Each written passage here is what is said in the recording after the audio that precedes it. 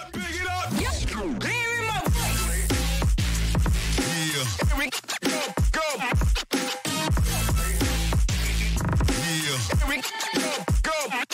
Here we go. What is up, everybody, and welcome to the Casual Smack, the Casual Wrestling Community YouTube channel's weekly SmackDown breakdown.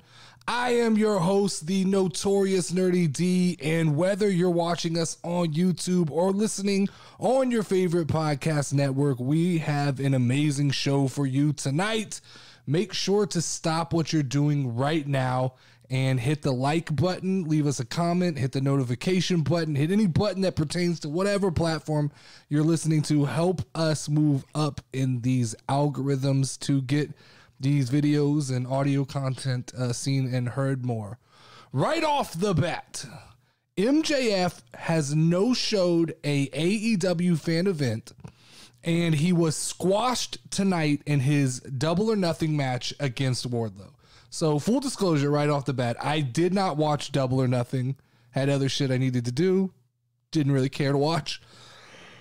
I've been reading insights all night, reading what other people are tweeting. A lot of people that I trust, a lot of randos on the Twitter sphere. I did see Self-Bet Wrestling on TikTok, a person that I follow closely.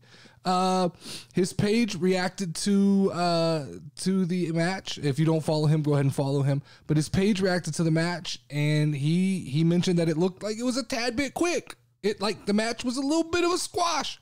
I'm not going to put words in his mouth. Don't remember exactly what he said, but the vibe I got from him was it felt like it wasn't as long as people expected it to be.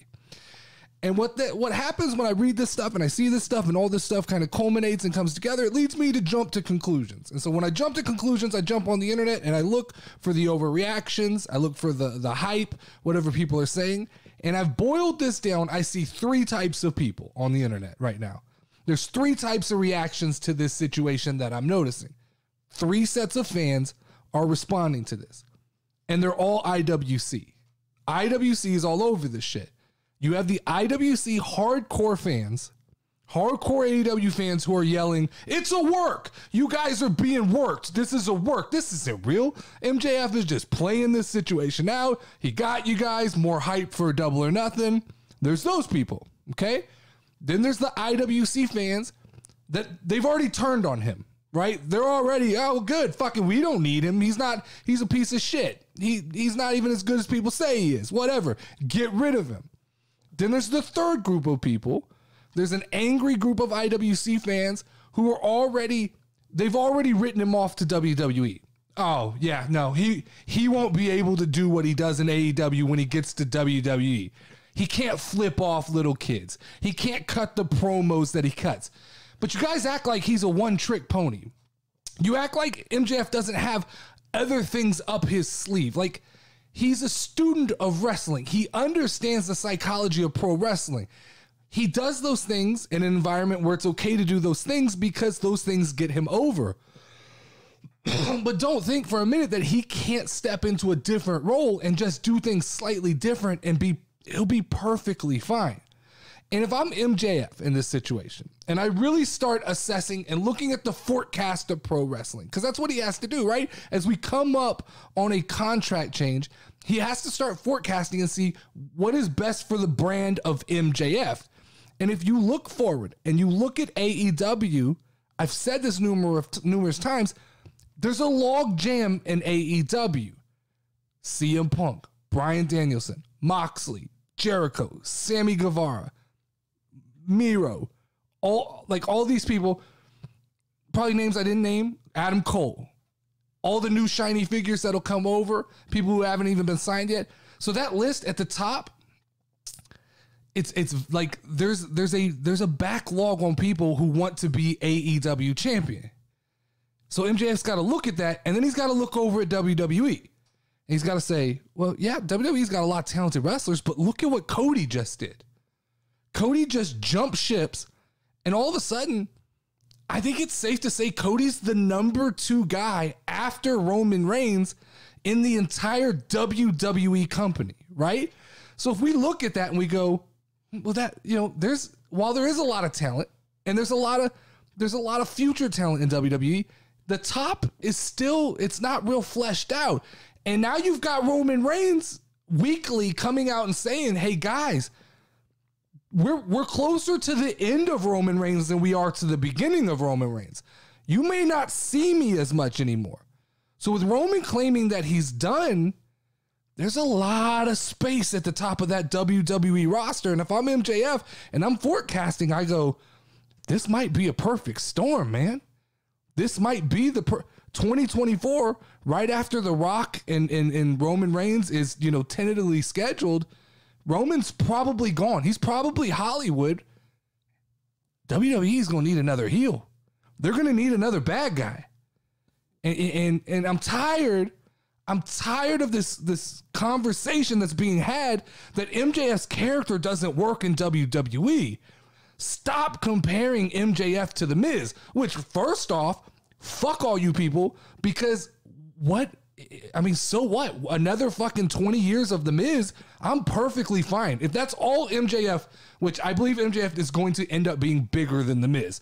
But if all MJF ends up being is another 20 years, because he's like 24 or 25 years old. So if he's another 20 years of The Miz, fucking let's go. I will take that all day, every day. But let's be realistic.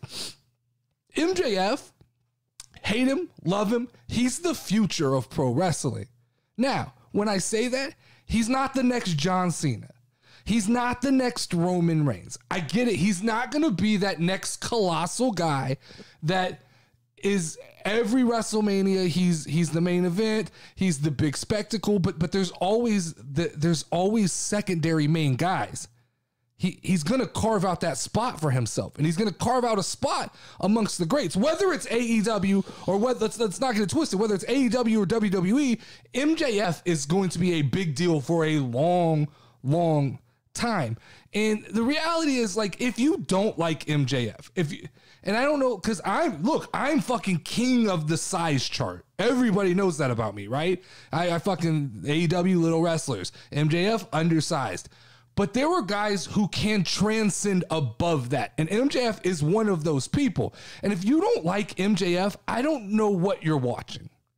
Because he's literally the only reason I ever turn on AEW television is just to check in and see what MJF is doing. Other than that, I'm not really paying attention. And MJF understands wrestling better than most veterans. He understands the balance between wrestling and being a sports entertainer. He understands that you have to do both of those things. And yeah, he is undersized. Like I said, I'm the first one to jump on that. But let's be real. This is 2022. Fucking wrestlers are getting smaller. There will be another Roman Reigns. I'm not worried about that. There will be another Goliath, another 6'4" pro football player or just freak athlete who doesn't need all of the talent. He doesn't need all the talent because he's just larger than life. That spot will exist forever. It'll always be there. But look at Cody Rhodes, man. 6'1", comes over from AEW and he slides right into a top spot. MJF is 5'11". I get there's a little bit of a difference there, but still, MJF has never attempted to come off as the big guy who's just gonna beat you up. It's always been mind games for MJF. So I think there's no problem there for him to come over to WWE and he can be kind of what CM Punk was in the summer of Punk. And I'm starting to believe, the more I hear about this stuff, the writing is on the wall. I think the seeds have been laid for MJF, and I think they were laid well before this double or nothing stuff happened. I think MJF, honestly, I think he looked at WrestleMania. I think he saw this year's WrestleMania, and he goes, holy shit, man, 70,000 people, 2 nights in a row. Dallas, Texas. It's the biggest event in pro wrestling, right? And then he looked at the card, and he goes, there's a lot of places on this card that the name MJF would fit in very well. Right now, I could get in, and I could have fit in on this card probably after the top 2 matches. MJF is as big as any name on that card. So we saw a lot of spots that he'd look good in.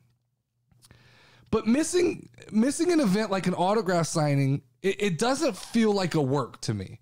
For the people who are saying this is a work, it doesn't feel like a work. And if it is a work, if this is one of MJF's works, it's kind of bad business. People pay money with an expectation to see somebody. It's contractual, right? I paid money. You're supposed to be here. And a refund, while it's fair, it leaves a bad taste in people's mouth. So if they show up, if they come to Las Vegas, you travel all the way to fucking Las Vegas and you spend your money and you're trying to see MJF and all of a sudden he's not there or he's not there at the event you're trying to see him at, it puts a damper on the rest of the weekend. But I have to be fair as well. This shit from MJF, it's super unprofessional because just like I called out Sasha Banks a couple weeks ago, MJF shouldn't punish the fans because he thinks Tony Khan is a dipshit, if that's what's going on, right? You have contractual obligations. You know what you signed up for. This is what you signed up for. Happy, sad, mad, glad, whatever fucking emotions are going through your body, you know what you signed up for. Show up for the fans, do your fucking job, and when 2024 comes, slam the door behind you and don't look back. But you know what you signed, and you know what you signed on, and I don't want to hear the bullshit, well, yeah, he's worth way more than when he signed. Well, you have to have the foresight when you sign a contract to look at the number of years that are in said contract and go, in 3 years, am I going to still be worth this number they're offering now? And that's a deal, like that's in every sport. You have to look at that. The bottom line here for me, though, the bottom line is that, like, the sea is parting for MJF. If he looks at WWE, to me, it looks like there's a yellow brick road that just leads him to WWE. And I think WWE knows as they start to tone, like they're turning down the Roman Reigns, even though Roman Reigns' fucking hysteria has never been higher. But as they look forward to 2024, they go, that's probably the end of Roman Reigns. They need a heel. They need a big heel. They need a guy who can get people on TV. And I believe Fox and SmackDown, I don't think that Fox is in love with the PG stuff from WWE. I think Fox is willing to go maybe not head to head with AEW in the adult wrestling department, but I think Fox would be much more willing to let MJF be MJF and kind of stretch those rules. And we've seen it lately with Roman Reigns and like the stuff where they're making kids cry instead of kids be happy. We're starting to see like WWE not lay into the blood, not lay into the cussing, not lay into all that shit. But like, I think MJF on the Fox network could be a little MJF-ish, enough to get over.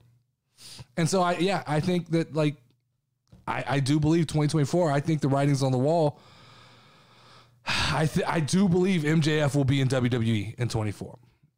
Now, I know the fucking comments that I'm going to get from that take. I understand the comments that I'm about to get, right? WWE fanboy. You love the WWE. MJF sucks. You just hate on the AEW. That's when I read the comments, that's the fucking voice I hear them in when these people write those comments to me. But the truth is, like, let's be truthful. You guys, let's be truthful for a minute. I really don't hate AEW. And I don't even, like, I don't hate it at all, but I definitely don't hate it as much as you guys try to portray that I do. I just think it bothers me that every time I'm hyper realistic when I speak about AEW, you guys ignore the fucking truth and the facts. AEW is perfectly fine as a company. There's lots of things even to really like about it. But you have to be honest when you speak about it because there's a lot of facts that are glaringly obvious that AEW just loves to overlook. I'll name a couple. AEW is the small man's league. That's a fucking fact. You can't argue that with me. I get it, right? In 2022, as a society, we try to glorify average people. Average things. We try to make the unremarkable things, we try to make them seem like, oh, they're super important. But there's still a lot of people in this world who want their wrestling to be gladiators, to be the Roman gladiators, to be larger than life specimens. Roman Reigns. Roman Reigns looks like a fucking gladiator, right? Drew McIntyre looks like he walked off the fucking set of Game of Thrones. They're bigger than life. Number two, Tony Khan, you have to admit, AEW fans, he is a kid playing with a toy box. Tony Khan does not have a full fleshed out plan for this thing.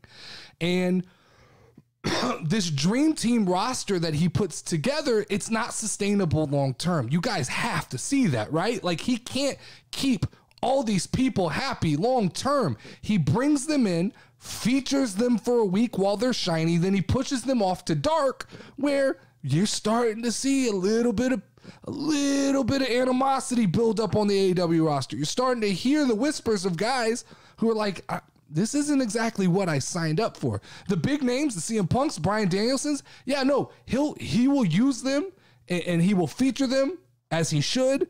But some of that other, like, it's not all, everything that fucking glitters isn't gold. And like, my 7-year-old daughter has this same fucking mentality. Every time we go to a toy store, the new toy she gets is her favorite toy until we go back to the toy store. Then she doesn't give a shit about it. That's Tony Khan's mentality when it comes to signing professional wrestlers. All right, AEW fans, you got to admit, this is just reality. The production is second class in AEW. The fucking way the ramp sticks up against the fucking ring and people's legs get stuck in it. The television lacks polish. And you can try to sell yourself on, well, it's got the indie show feel. It's the indie show, right? It's the indie show bullshit. But the truth is, 99% of real people, right? 99% of people who dream of being a musician, they dream of playing in the stadium. They don't dream of playing at the bowling alley, like CM Punk said. We're the indie guys. We got that bowling alley feel. Like, most people aren't. We're not dreaming of that.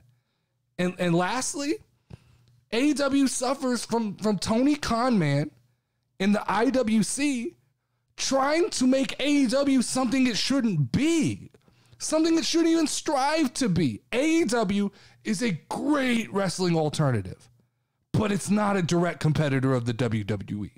There's just and that's okay. It's completely fine. AEW is kind of a shit show of wrestlers that we love doing a lot of crazy shit. It's not really held together real well. It feels like it's kind of duct taped together as a show, but it's fun. It's fun to watch. Stop trying to compare it to WWE. It's not WWE. It doesn't need to be WWE. And as long as we can keep them separate, I can enjoy both. But every time the IWC starts to boil up and they put the two next to each other, then I have to come be realistic and knock it down back to reality and go, no, these aren't the same thing. One is not necessarily better than the other. They're just different, and that's okay. All right, let's get into this week's Casual Smacks. So for this week's Casual Smacks, I'll go over this week's past SmackDown. But first, before we jump into SmackDown, I just want to talk about WWE has downgraded Money in the Bank from Allegiant Stadium in Las Vegas to the MGM Grand. Whose dumb fucking idea was it to try to sell out 3 stadiums during the summer, especially one in Las Vegas? Like, who's Nick Khan? Because I believe this sounds like a Nick Khan special here. What were you the arrogance of WWE management to think they were going to sell out 3 straight stadium shows and have a bunch of bullshit on the card? Like, we're not building to anything special until maybe SummerSlam, and it looks more realistically like the special matches maybe at this Clash of Castle we're getting to. And this is the point in time where I'm on the AEW fan side, the IWC. Let's laugh at WWE here. Let's take our shots here, because this was stupid. WrestleMania is always special because it feels like the big event. It can handle the stadium show. You can sell 70,000 tickets. Clash at the Castle, it's overseas. It feels like a big deal. It's in a place that makes it feel special. But Money in the Bank's just another premium live event. And whoever hyped themselves up inside of WWE and told themselves, we're going to sell, I even read that, like, even the layout that they were going to use inside of Allegiant Stadium was to do like 25,000, which is weird because you're trying to just do bullshit trickery to make it look like you filled up a stadium. Come on, man. Just do the shows where the shows belong. It doesn't make sense. The ego boost that you get from going, we sold out 3 stadiums this summer. It's stupid. It's stupid. So I got a lot of flack last week for saying that SmackDown is better than Monday Night Raw, and it feels like a solid 2 hours of wrestling, and Raw feels overproduced and long and too many recaps. Everybody, SmackDown's bullshit. What's good on there? And I guess like it's all perspective, right? These are just, I enjoy the Usos. I enjoy the fresh, the influx of women's talent on SmackDown. I love Sami Zayn. And then you throw Kevin Owens and those people over. So I love SmackDown. SmackDown, once again, to me, was the better show this week. That's just my opinion. It's my perspective. But my opinion is the Usos are so misused in WWE. And what I mean by misused is they're underutilized. They're underused. They absolutely can main event shows, and they can handle the promo work, and they can be the big feature of the night. They're the most fluid team in WWE right now, the most cohesive unit. They feel like a tag team, and they look like a tag team.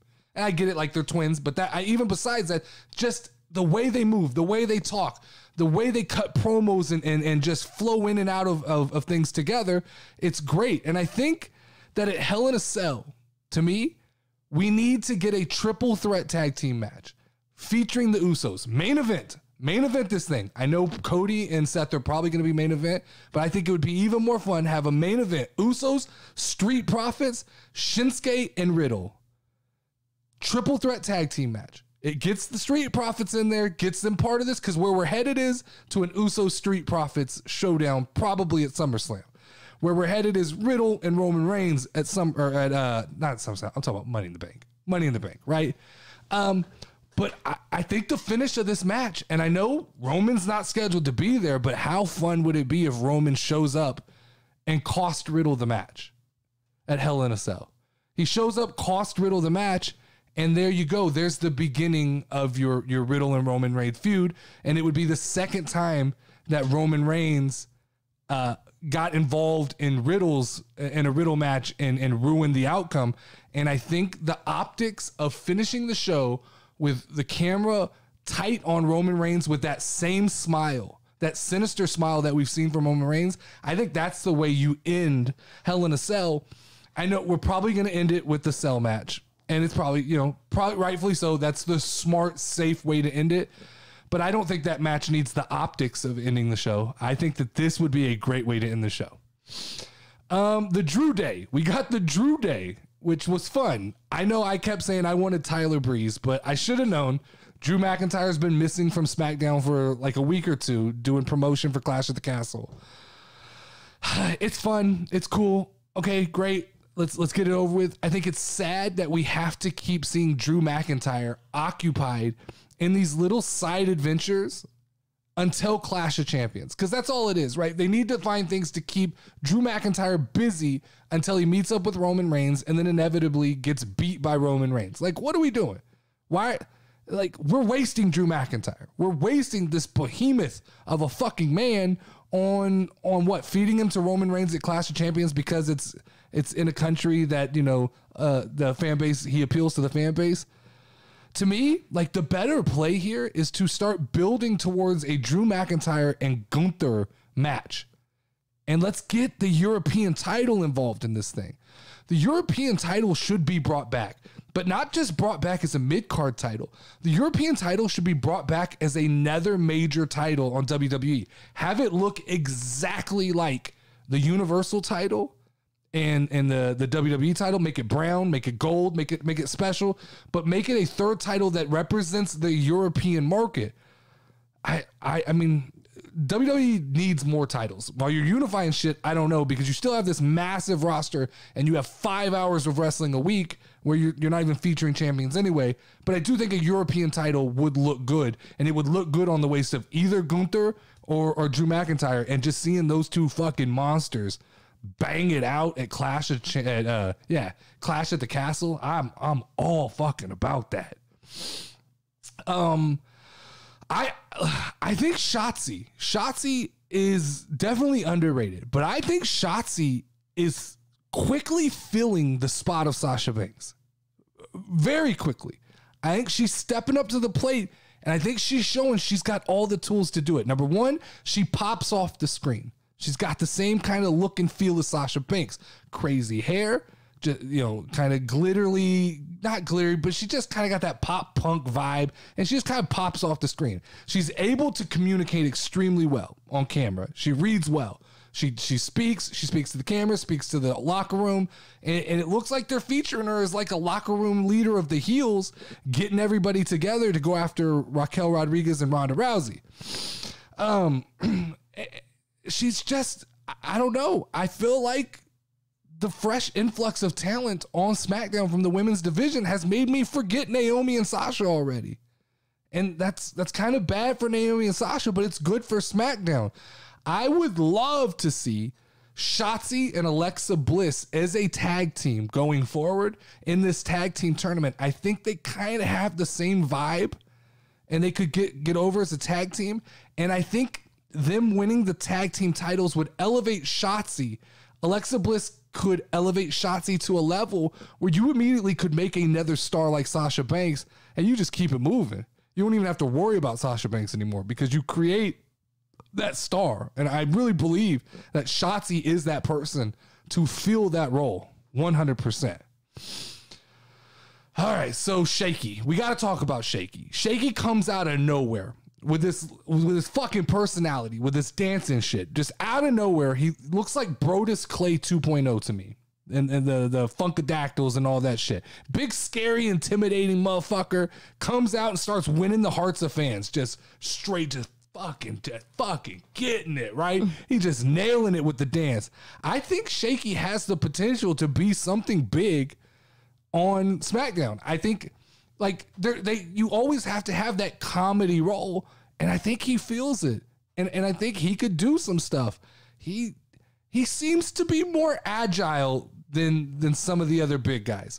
I don't know where I don't have a huge history with Shaky, so I don't know if he comes from NXT, what his history is on SmackDown or Raw. I don't know any of that stuff. This is kind of my introduction to Shaky. That was fun. I laughed. It got my attention watching that match, and we're probably getting Jinder Mahal versus Shaky, which is the right stepping stone to get Shaky kind of into a groove and get people to pay attention. Last take of the week here. Gunther and Ludwig, they're fun to watch. They are fun to watch. They have the classic bad guy feel to me. They have that classic foreign heel, like Russian or German, or you always have Bulgarian brute. They have that feel, that anti-American, even though they're not portraying them that way. That's the vibe that comes to me when I watch them. And this was my first time seeing Ludwig actually wrestle, because I'm not an NXT guy. Don't watch NXT. Don't even know what his name was in NXT. I know he came from NXT, but this is my first time seeing it, and he moved around the ring extremely well. He was fun to watch. For every kind of slow and methodical pace that Gunther takes, Ludwig seems to be the opposite of kind of snappy, quick movements and sharp actions. And those two have presence to me. WWE really needs to nurture this thing. It needs to be more than a Rusev thing here. Don't hurry this into feuds that these guys can't win. Don't put these guys in bad positions. I still think, and I'm going to go back, I know I'm talking about the European title more than I ever thought I'd talk about it on a podcast, but I think it would be fun for Gunther to beat Ricochet for the Intercontinental title, take that title and retire that title on television, and then bring back the European Championship and really build that up into a title that has some prestige. I still think someone told me this a couple weeks ago, and I love the idea. The IC title should be retired from the men's division and shifted over to a women's title, because it's a very pretty belt, still got a ton of prestige behind it, but the women need a mid-card title. There's too many talented women on the roster to not have. You've got the SmackDown Championship, you've got the Raw Championship, and that goes to the two top dogs. They still need a title that elevates some of those mid-card wrestlers up into a better position in the women's division. And I think the IC would be great because the name is already recognizable. You don't have to make up some new title that every time you make up a new title, they feel like they don't have any lineage. all of a sudden to see the first ever women's Intercontinental Championship would feel like a big deal. All right, so we got Monday Night Raw tomorrow night. Excited for that. Just saw tweets on my phone. CM Punk is the new AEW champion. Congrats to him. I think that's the step in the right direction for AEW. Get the fucking belt off of Hangman. He was boring. Stop lying to yourselves. He was boring. Now let's turn CM Punk full heel and let him run with the ball and do what he does best. And I might come back and watch a little bit more AEW if we get this going. Make sure to check out my tier maker video on the CWC YouTube page titled Gods of Pro Wrestling. The bracket battle video is being edited as we speak. I'm also looking for other content creators to collaborate with. I know Jay Knows Wrestling. We have been going back and forth, and we're going to put some things in the works to work on some shows together or show together. I don't know what we got. If you're interested in collaborating, though, go to cwcshow.com and click on the contact me button. If you're interested, and leave me an email and I'll get back to you. You could catch the Raw Take show every Wednesday. It drops midnight-ish on Wednesday/Thursday. And you can catch this show, The Casual Smack, every Sunday midnight-ish, just around that time, Sunday, Monday. But this has been another episode of the CWC Wrestling Podcast, Casual Smack. Make sure to tune in every week on either YouTube or Spotify, and please leave a comment. It really does help. Also, make sure to follow us on TikTok, Instagram, and Twitter. If you don't already, just search for Notorious Nerdy D. As always, I am the Notorious Nerdy D, and you can ring the final bell. Ding, ding, ding, ding, ding, ding. Step in the ring if you